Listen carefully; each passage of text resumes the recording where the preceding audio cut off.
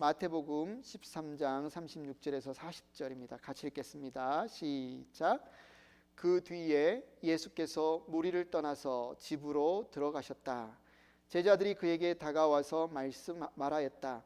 밭의 가라지 비유를 우리에게 설명하여 주십시오. 예수께서 말씀하셨다. 좋은 씨를 뿌리는 이는 인자요 밭은 세상이다. 좋은 씨는 그 나라의 자녀들이요 가라지는 악한 자의 자녀들이다. 가라지를 뿌린 원수는 악마요 추수 때는 세상 끝날이요 추수꾼은 천사들이다. 가라지를 모아다가 불에 태워버리는 것과 같이 세상 끝날에도 그렇게 할 것이다. 아멘. 자리에 앉으시기 바랍니다. 여러분, 지난 한 주 오늘까지 잘 지내셨나요? 그 전에도 좀 추위가 와서 몇 번 참 춥다, 그때도 하늘이 흐리고 또 비도 오고 그래서 참 뼛속까지 파고드는 추위다, 뭐 이런 우리가 표현들을 했는데, 지난주부터 몰아닥친 이 텍사스에 몰아닥친 추위는 뼛속까지 파고드는 추위가 아니라 뼛속을 어는 추위 같아요. 아마 새벽에 일어나셔서 일하신 분들은 훨씬 더 좀 더 고생하셨을 것 같은데요. 온 세상이 하얗게 된 것을 보면서 여러분 어떻게 생각하셨나요? 운전하기 참 힘들다. 나오기 참 힘들다. 그런데 여러분, 그것은 기억을 해주시기 바랍니다. 이 하얀 텍사스에서 이 하얀 눈을 보기 위해서 열심히 기도하는 어린이들이 있었다는 거, 그 아이들에게는 기도의 응답이죠. 우리에게는 조금 불편함이고 오고 가는데 어렵지만 정말 눈을 보고 싶은 동심에서 기도하는 아이들도 있었는데, 그 아이 중에 한 명인 우리 막내 혜원이가 참 기뻐하는 오늘 아침이었습니다.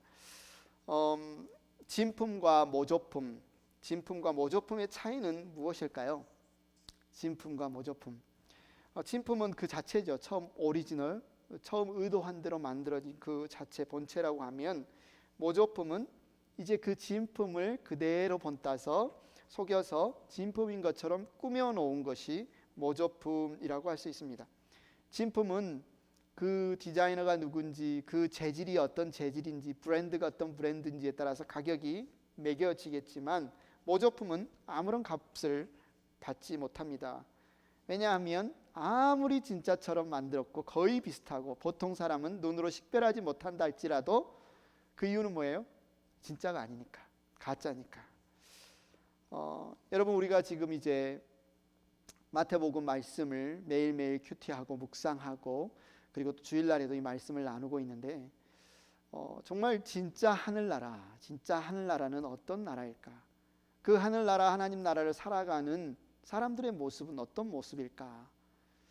우리가 한 몇 주 전에 한국에서는 정인이 사건이라고 해서 크리스찬 가정에서 아동학대로 아이가 죽는 사건으로 어마어마한 충격적인 전 대한민국을 떠들썩하게 하는 그런 일들도 일어났습니다. 그러면서 우리는 끊임없이 우리 스스로에게 던지죠. 그리스도인들은 왜 우리 가운데 이런 일들이 일어날까? 그리고 믿지 않는 불신자들은 믿는 자들을 향해서, 교회를 향해서 너희들 가짜 아니냐, 너희들 가짜 아니냐, 말하는 거나 행동하는 거나 다 가짜 아니냐, 이렇게 아마 비난하는 소리들도 들어보셨을 겁니다.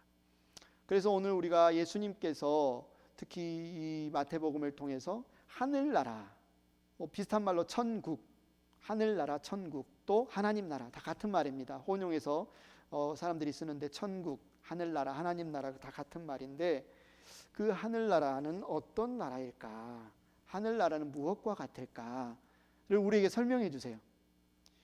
왜 복음서에 예수님께서 이 하늘나라, 하나님 나라가 어떤 곳인지, 어떤 나라인지에 대해서 이렇게 여러 번 여러 가지 비유를 통해서 말씀하실까? 누구라도 알겠죠. 왜요? 중요하니까. 그만큼 하늘나라, 하나님 나라는 중요하니까. 예수님의 사역에 있어서, 예수님이 메시아로 이 땅에 오신 그 일에 있어서 이 하나님 나라는 그만큼 중요하니까 우리에게 하나님 나라, 하늘나라를 설명해 주시는 거죠. 그래서 우리는 예수님은 하늘나라에서 오셨고 하나님 나라와 예수님과 함께 오셔서 하늘나라가 어떤 곳인지 잘 알겠지만, 우리는 잘 모르잖아요. 우리는 안 가봤고 우리는 보지 못했기 때문에. 그래서 예수님께서 최대한 우리 눈에 그려지고 이해되고 알 수 있도록 비유를 통해서 이렇게 말씀을 해주십니다. 특별하게 마태복음에는 이 하늘나라는 무엇과 같은가, 하나님 나라는 어떤 모습인가, 어떤 나라인가를 설명하기 위해서 7가지의 비유를 연이어서 이렇게 설명을 해주시죠. 씨 뿌리는 비유, 한마디로 내 밭 있죠? 씨 뿌리는 비유, 그리고 오늘 우리가 함께 나누는 알곡과 가라지 비유, 그리고 겨자씨 비유, 누룩 비유, 밭에 감추인 보화 비유, 진주를 구하는 장사의 비유, 그물에 걸린 물고기 비유. 이 비유들의 핵심은 다 뭡니까? 주제는 뭡니까? 하늘나라는 무엇과 같은가? 하나님 나라, 천국은 무엇과 같은가? 따라서 우리가 이 말씀을 보면서 알 수만 있다면 정말 예수님과 함께 이 땅에 임한 하늘나라, 하나님 나라, 그리고 이제 예수님이 다시 오시면서 완성이 될 그 하나님 나라는 무엇과 같은가, 어떠한가에 대해서 혹시나 여러분들이 잘 이해가 안 되고 보지 못했고 관심이 없었다면 우리가 이 말씀을 큐티하고 또 나누면서 우리가 관심을 갖고 알아가고 고민하고 기도하는 것이, 이것이 하나님의 뜻이고 예수님의 우리를 향한 어쩌면 열정이 아닌가 생각합니다. 그래서 오늘 본문과 연관된 마태복음 13장 전체가 연관된 그 알곡과 가라지 비유를 하면서 13장 24절에서 예수님이 이렇게 말씀하세요. 하늘나라는 자기 밭에다가 좋은 씨를 뿌리는 사람과 같다. 하늘나라가 무엇과 같은가? 라고 물었더니 하늘나라는 자기 밭에 좋은 씨를 뿌리는 사람과 같다. 이렇게 예수님께서 설명을 해주시고 계십니다.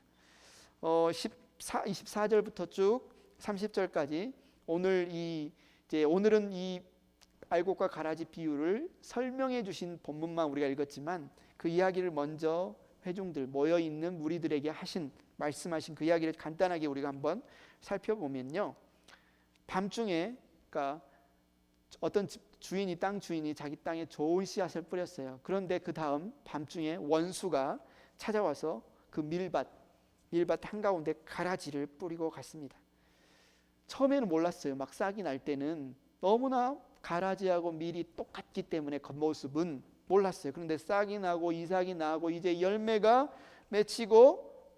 알곡이 맺힐 때쯤 보니까 가라지가 보인 거예요. 저거는 밀이 아닌데, 저거는 가라지인데. 그래서 그 밭을 가꾸던 종들이 이것을 알아채고 주인에게 달려갑니다. 그래서 주인에게 알리죠. 27절에 주인 어른께서 밭에 좋은 씨를 뿌리지 않으셨습니까? 그런데 가라지가 어디에서 생겼습니까? 그래서 주인이 말합니다. 주인은 현명하고 지혜롭고 이런 경험이 많은가 봐요. 야, 원수가 우리 밀밭에 가라지를 뿌렸구나. 그러자 종들이 주인에게 말합니다. 그러면 지금 우리가 얼른 가서 밀밭에 이렇게 나온 가라지들을 다 뽑아버릴까요? 이렇게 물었습니다. 그러니까 주인이 아니다. 가라지를 뽑다가 가라지와 함께 밀까지 뽑히면 어떻게 하겠느냐? 이어서 말합니다. 30절에 추수 때까지 둘 다 자라도록 내버려 두어라. 추수할 때에 내가 추수꾼에게 먼저 가라지를 뽑아 단으로 묶어 불에 태워버리고 밀은 내 겉간에 거두어 드리라고 하겠다. 이게 이제 이 예수님께서 이제 하신 그 무리들에게, 사람들에게 알려주신 이 알곡과 가라지 비유 이야기예요. 그런데 사람들이 이제 다 흩어져서 가고 나서 예수님의 12 제자들이 이제 집 안에 들어가셨을 때 예수님께 와서 조용히 묻는 겁니다. 아니, 밭에 가라지 비유, 우리가 그냥 비유만 들어서는 이해하기가 어렵습니다. 주님, 우리에게 그 비유를 설명하여 주십시오. 그러자 예수님께서 그 뜻을 자세하게 설명을 해주고 계시죠. 우리가 바로 그 본문을 오늘 여러분과 제가 함께 읽었습니다.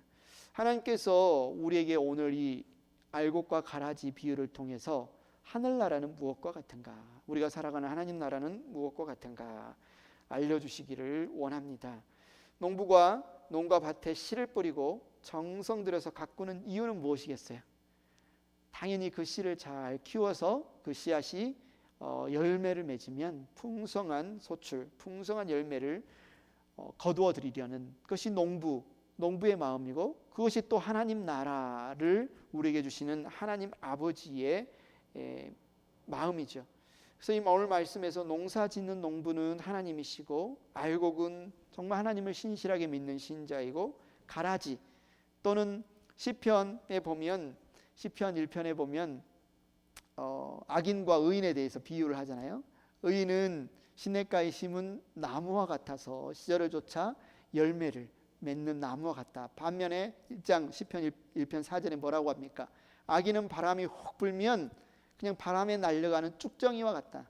쭉정이는 모양은 똑같이 곡식과 똑같은데 안에 전혀 알맹이가 없기 때문에 그냥 바람이 불면 날아가는 껍질만 있는 것을 쭉정이라고 하죠. 그래서 여기서 가라지, 쭉정이를 혼용해서 우리가 한번 시편 말씀과 오늘 말씀을 같이 보면서 쓰도록 하겠습니다. 그래서 만약에 이 추수 때에 쭉정이는 어떻게 한다? 가라지는 어떻게 한다? 불에 태워버린다. 불에 태워버린다. 알곡은 천국 곳간에 드리고 쭉정이는 불에 태워버린다. 그래서 먼저 우리가 이렇게 질문을 던질 수가 있겠죠. 알곡과 가라지, 쭉정이는 어떻게 이것은 무엇인가요? 그래서 알곡은 말 그대로 곡식에, 특히 이제 오늘 본문에서 밀, 당시에 팔레스타인에서 밀을 키웠기 때문에 밀의 알곡이죠. 가라지는 말 그대로 모양은 밀과고 거의 흡사해요. 모양은 밀과 거의 흡사한데 사실은 밀이 아닌 거죠. 알맹이도 맺지 않고요. 예를 들면 여러분 수수, 조 아십니까? 아주 작은 좁쌀. 이것도 비슷한 가라지 종류, 잡초가 있는데 강아지 풀이라고 보셨나요? 겉으로 보면 이 강아지 풀하고 조하고 처음에 자랄 때는 거의 흡사해서 구분할 수가 없습니다. 무엇이 강아지 풀이고 무엇이 조인지. 그래서 이것을 가라지라고 부를 수 있고요. 한국 사람들은 벼농사에 익숙하니까 여러분 아마 시골에서 농사를 지어보신 분도 있고 저도 경험이 있습니다. 요즘이 아마 이제 농약이나 제초제를 해서 많이 그 잡초를 제거를 하지만 예전에는 일일이 손을 다 뽑았는데 벼밭에, 벼논에 자라는 잡초를 뭐라고 부르죠? 예, 피라고 부르죠. 피법으로 가자, 김매러 가자 할 때 그 피. 이건 역시도 가라지라고 볼 수가 있습니다. 여기서 가라지라는 것은 어렸을 때 저희 그 잔디밭에도 있잖아요. 잔디하고 거의 비슷해서 때로는 잔디보다 더 푸릇푸릇해서 애가 잔디인가? 나중에 보면 걔가 잔디가 아닌 잡초들이 있습니다. 그래서 어렸을 때 모습은 너무 비슷하지만 다 자라고 나면 전혀 열매가 없는 또는 전혀 다른 열매를 맺는, 그래서 오히려 잡초들은 생명력이 강력합니다. 이 가라지들은 정말 뽑으면 나고 다시금 살아나는 근성을 가지고 있어요. 반면에 알곡은 어떻습니까? 이 곡식은 어떻습니까? 밀은 어때요? 보리, 벼는 어떻습니까? 그냥 놔두면 저절로 자라지 않아요. 보살펴줘야 되죠. 잡초도 뽑아줘야 되고 거름도 줘야 되고 물도 적절하게 대줘야 되고, 그래서 죽거나 병들지 않도록 잘 관리해야만 알곡은 수확량이 줄지 않고 원하는 추수를 할 수 있습니다. 그런데 가라지는 그냥 내버려 두면 죽으면 좋을 텐데 죽지를 않아요.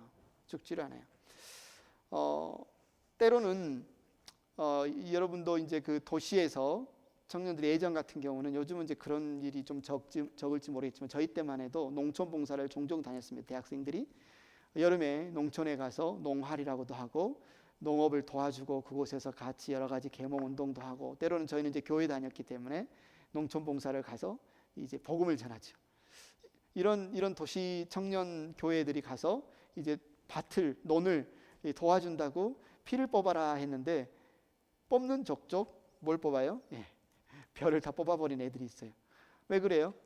일단 구분을 잘 못하니까 그렇겠지만 겉보기에 피가 훨씬 더 좋아 보이거든요. 벼가 더 안 좋아 보이고, 그러니까 얘가 잡초인가 보다 하고 뽑아버리는 경우가 있습니다.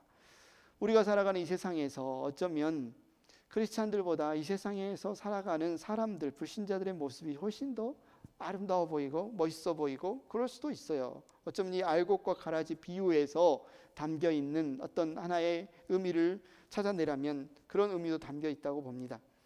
팔레스타인 농부들의 골칫거리 중에 하나가 뭐냐면 이걸 구분해내기가 정말로 어려운 거죠. 어렸을 때 막 싹이 났을 때 잘 할 수만 있다면 뽑아버리면 훨씬 쉬울 텐데, 그러나 이것이 완전히 자라서 열매 곡식을 맺힐 때쯤이면 이미 가라지의 뿌리들과 밀의 뿌리들이 서로 엉켜 있기 때문에, 땅속에서 뒤엉켜 있기 때문에 가라지만 뽑아낼 수가 없습니다. 가라지만 가라지를 뽑아내기 위해서는 그 옆에 있는 밀까지 다치고 같이 뽑히기 때문에 정말 골칫덩어리예요. 또 이거를 주스 때에 그냥 뭐 비슷하니까 그냥 탈곡해서 그냥 쓰지라고 만약에 가라지 알맹이를 곡식과 같이 섭취를 하게 되면 그 안에는 또 독성이 있어요. 조그만 섭취를 해도 배탈이 나거나 몸에 병이 있습니다. 그래서 어떻게 해야 돼요? 뽑아낼 수도 없고 주스 때가 되어서 이것을 잘라내면서 하나씩 구분해서 이거는 또 가라지는 가라지대로 묶어서 불에 태워버려야, 그래야 그 알맹이가 섞이지 않지요. 이 비유를 보면 아마 당시에 문헌에 보면 로마법에 이런 법이 있다고 그래요. 누군가의 밭에 일부러 의도적으로 가라지를 뿌려서 자라게 하는 사람은 그것이 적발될 시에는 징역형에 처한다. 그러니까 한마디로 당시에도 뭔가 사이가 좋지 않고 원한 관계가 있는 사람들을 어떤 복수를 갚는다거나 해를 끼치는 방법으로 몰래 밤에 그 사람의 밀밭에 가서 가라지를 막 뿌려놓는 이런 일들이 실제로 있었고, 그것을 법으로 금하는 법까지 있었던 것을 보면 예수님은 바로 그 이제 이야기들을 가져다가 오늘 지금 이야기를 들려주고 있음을 보게 됩니다. 그런데 문제는 우리 서두에서 말했던 것처럼 이 세상 안 믿는 사람들만 가라지가 아니라 우리가 예수님을 믿고 신앙생활을 한다고 하는 교회 안에도 어쩌면 이 가라지와 같은 모습들이 섞여 있는 경우들이 있다는 거죠. 그래서 예수님께서 가라지와 알곡의 비유를 통해서 우리 스스로에게 질문을 하라고 합니다. 참 진리의 백성과 거짓 가르침을 따르는 백성들을 어떻게 구별을 할 수 있을까? 혹시 나는 지금 올바른 하늘나라를 살아가고 있고 올바른 말씀을 따라가고 있는가?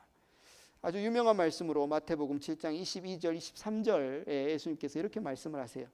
그날에 많은 사람이 나에게 말하기를 주님 주님, 누구예요? 예수님을 주님이라고 부르는 사람들이에요. 주님 주님이라고 부르면서 우리가 주님의 이름으로 예언을 하고, 예수님의 이름으로 막 예언을 하고, 주님의 이름으로 귀신을 쫓아내고, 예수님의 이름으로 귀신을 쫓아낼 때 실제로 귀신이 막 나가고, 또 주님의 이름으로 많은 기적을 행하지 않았습니까? 할 것이다. 실제로 예수님의 이름으로 막 기적도 행했다는 거죠. 그때 내가 그들에게 분명히 말할 것이다. 나는 너희를 도무지 알지 못한다. 불법을 행하는 자들아, 내게서 물러가라. 예수님을 주님이라고 부르고 주님의 이름으로 기적을 행하고 귀신을 쫓아냈는데 예수님이 그들에게 뭐라고 하냐면 가라지들아, 내게서 물러가라. 불법을 행하는 자들아, 내게서 물러가라 라고 말씀을 하셨다는 거죠. 한마디로 겉의 모양으로는 정말 굉장히 믿음 좋아 보이는 종교적인 언어와 종교적인 행동들이 많이 있는데 실제로 그들이 하나님의 말씀의 법대로 행하지 않고 불법을 행하고 위선을 행하는 그들이 교회 안에 섞여 있었다라는 것을 말씀하고 있죠. 알곡과 가라지의 차이점은 뭐라고요? 열매를 보면 안다는 거죠. 열매를 맺기 전까지는 알 수 없는데 열매를 보면 무엇이 알곡이고 무엇이 가라지인지 알 수 있다. 농부의 그 수고로운 노동, 땀, 허리펠 날 없이 수고로운 그 수고의 소망, 기대는 뭡니까? 가라지를 엄청나게 많이 거둬들이는 것이겠어요? 아니에요. 농부의 수고의 소망과 기대는 뭐예요? 알곡을 거둬들이는 거죠. 알곡을 거둬들이는 거예요. 오히려 가라지는 그 농부의 소망을 정말 깨트리고 어쩌면 농부를 힘들게 하고 근심하게 하는 것이 바로 가라지입니다. 그런데 오늘 성경을 통해서 이 예수님의 알곡과 가라지 비유를 통해서 우리가 알 수 있는 분명한 사실은 뭐예요? 알곡이 있는 곳에는 항상 가라지가 있다. 알곡이 있는 곳에는 항상 가라지가 있다. 그런데 그 가라지가 막 자라면 가라지 때문에 알곡이 뭐예요? 힘들어요. 고난을 당합니다. 박해를 받아요. 가라지가 덮으니까 영양분도 뺏기지요. 햇볕도 못 쐬지요. 실제로 이 곡식도 잘 자라지를 못하잖아요. 마찬가지로 농부가 원하는 것은 가라지가 아니라 알곡인데 이 알곡이 가라지 때문에 어려움을 당한다는 거죠. 그런데 이 오늘 비유에서 우리에게 주시는 말씀은 뭡니까? 하나님의 때에 하나님의 때 아무리 가라지가 현재는 더 알곡처럼 더 이삭도 예쁘고 막 빛나고 화려해 보여도 마침내 그 가라지가 가라지인 것이 밝혀질 것이고, 마침내 하나님께서는 알곡만 걷어들이지 아무리 외모가 화려하고 그럴싸하다 하더라도 가라지를 걷어들이지는 않는다는 겁니다. 가라지는 다 뽑아서 묶어서 불에 태워버리지, 하나님께서 농부가 걷어들이는 것은 알곡이다. 그래서 예수님은 이 알곡과 가라지 비유를 통해서 하늘나라를 우리에게 설명해 주고 계십니다. 26절에 보니까 미리 줄기가 나서 열매를 맺을 때 가라지도 보였다. 주님께서는 이 비유를 통해서 계속해서 하나님의 진리의 말씀을 우리에게 알려주고 계신데, 그 중에 바로 하늘나라가 어떠한가에 대해서 가라지 이 비유를 이제 설명을 해주고 계세요. 첫째, 이 비유의 핵심은 24절에 나오죠. 하늘나라는 자기 밭에다가 좋은 씨를 뿌리는 사람과 같다. 그러니까 알곡과 가라지 비유는 다른 말로 하늘나라에 관한, 하나님 나라에 관한 비유다라는 것을 먼저 말씀을 해주시고요. 좋은 씨를 뿌리는 사람은 누구냐? 그 농부가 누구냐? 그래서 인자요. 37절에 인자.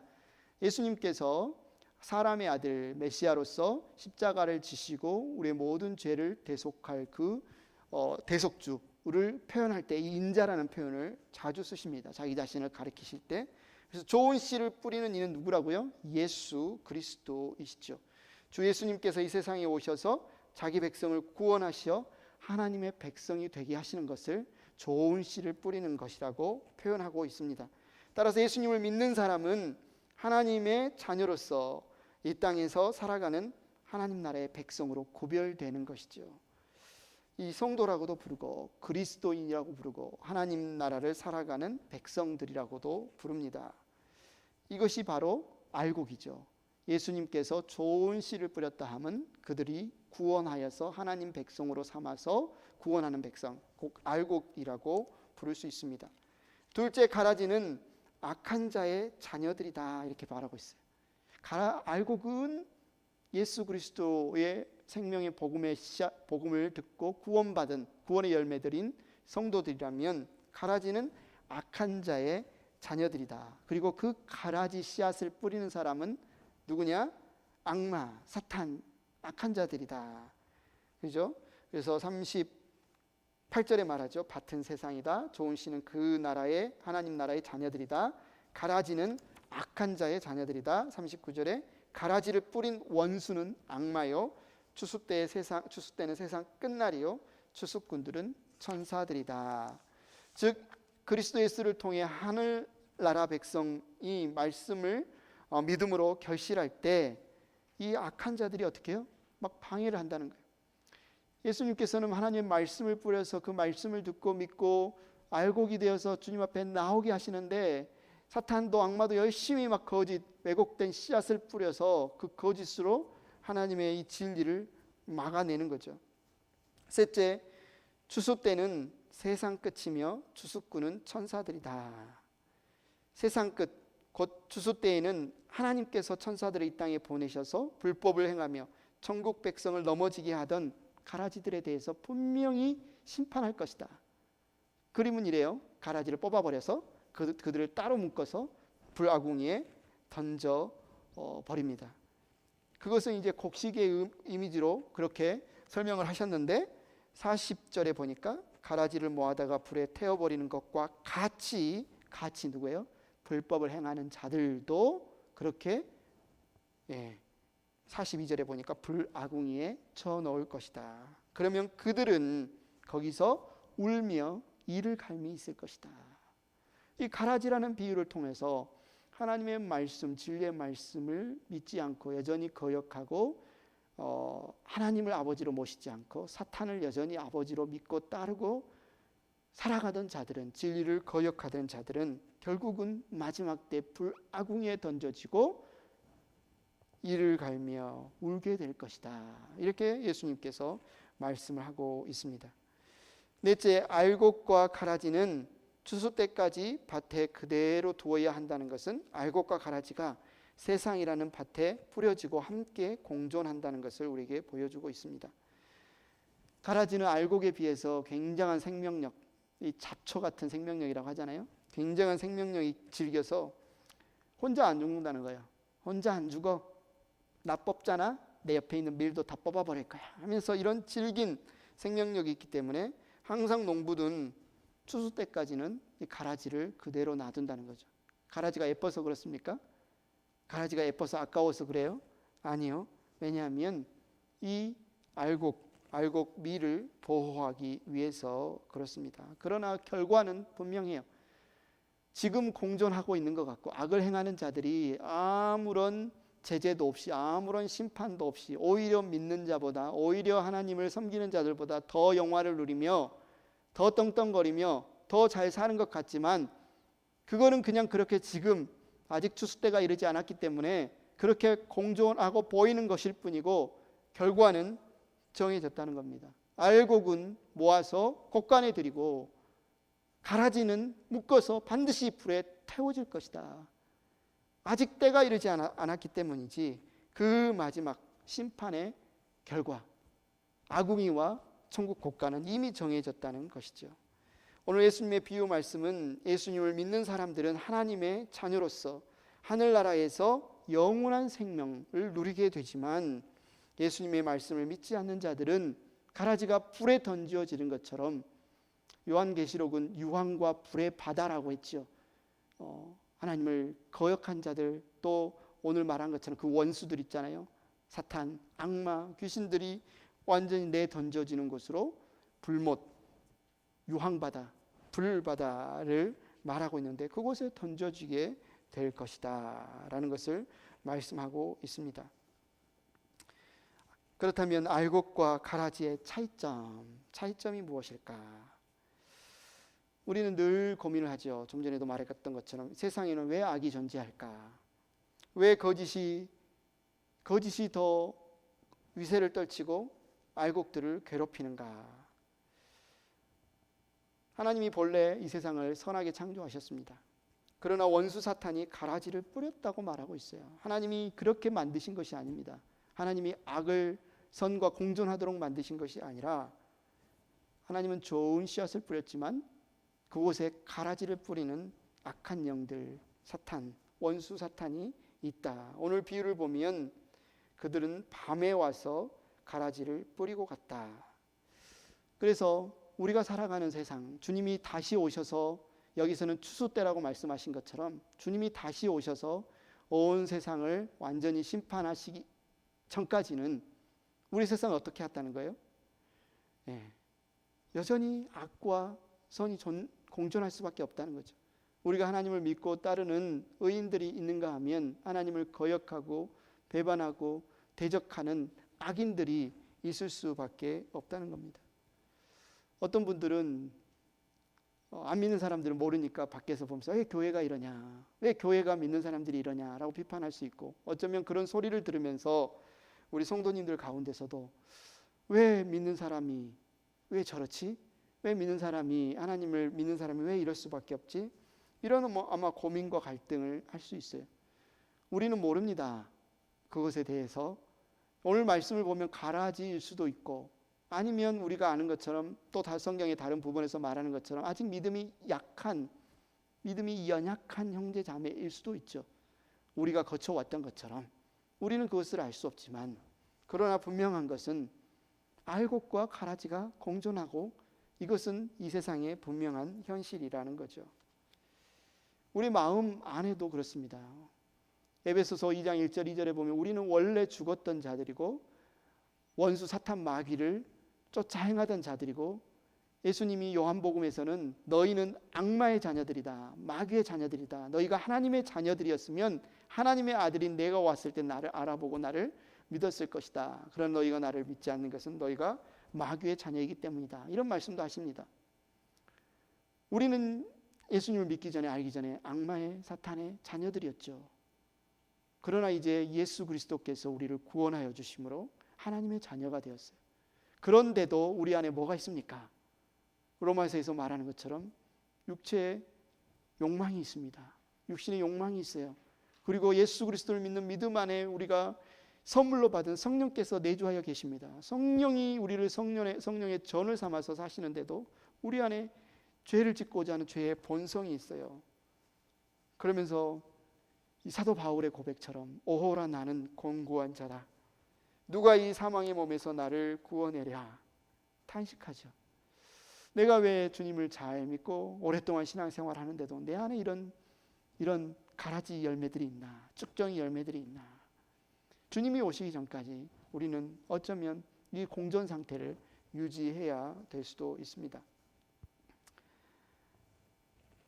누가 가라지며 누가 알곡인지 우리는 알 수 없습니다.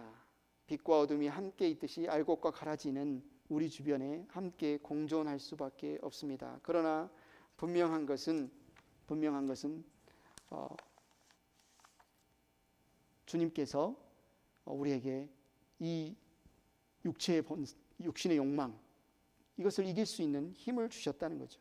그래서 로마서 7장 23절 사도 바울의 고백이죠. 내 지체에는 다른 법이 있어서 내 마음의 법과 맞서서 싸우며 내 지체에 있는 죄의 법이 나를 포로로 만드는 것을 봅니다. 본인 안에 있는 이 죄의 법과 성령의 법이 싸울 때 누가 이기냐? 결국은 내가 사모하고 구하는, 의지하는 그쪽이 이기겠죠. 우리는 핑계댈 수 없습니다. 내 안에 있는 죄의 본성이 더 강해서 내가 죄에 넘어졌습니다라고 할 수 없습니다. 왜요? 하나님께서 우리에게 성령을 선물로 주셨기 때문에. 우리가 성령을 의지하고 구할 때 우리는 알곡의 열매를 맺을 수 있습니다. 알곡은 생명이 있지만 가라지, 특히 가라지와 비슷한 표현으로 혼용하고 있는 이 쭉정이, 겉모양은 똑같죠.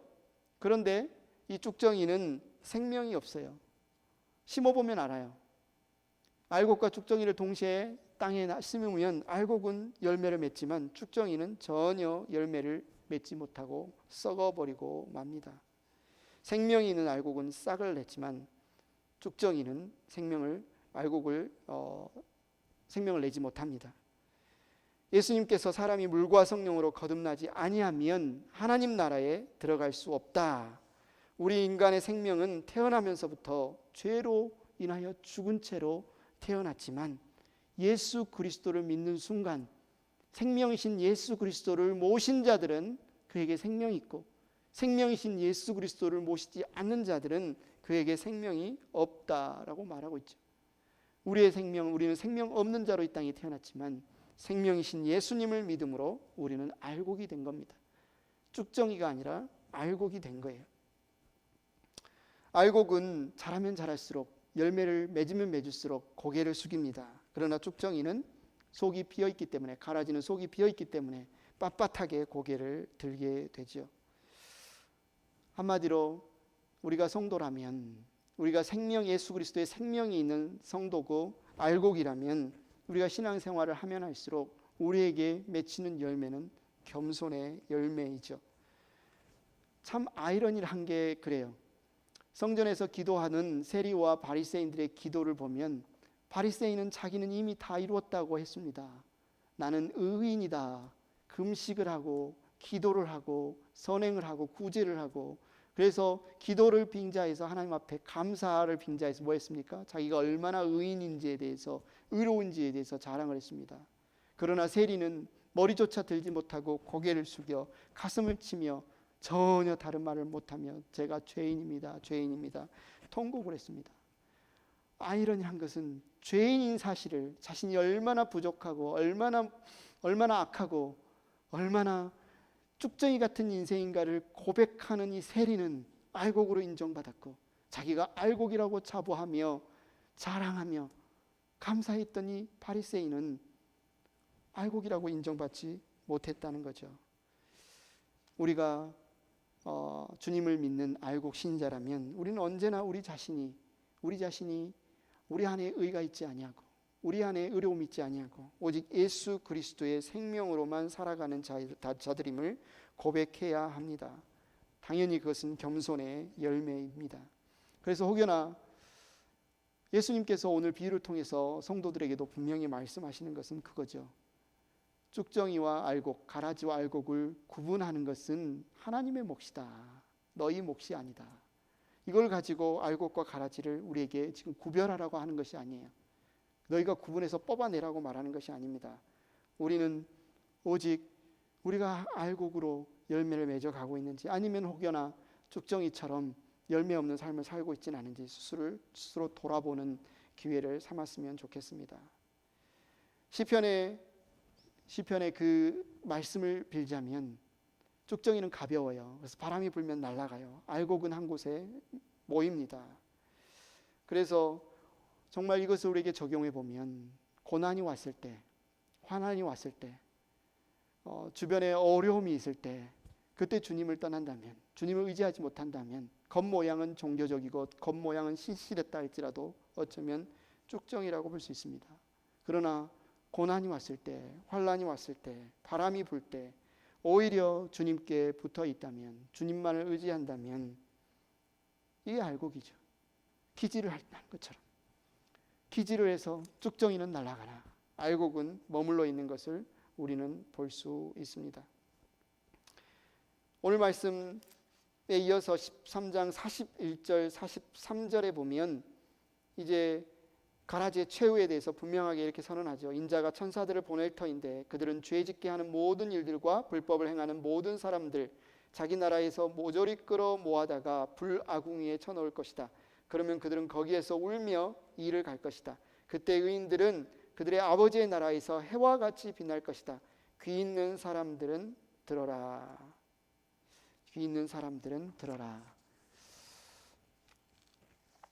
이것이 알곡과 가라지, 특히 가라지의 최후입니다. 말씀을 마치겠습니다. 알곡과 가라지 모두 지금은 주인의 보호를 받습니다.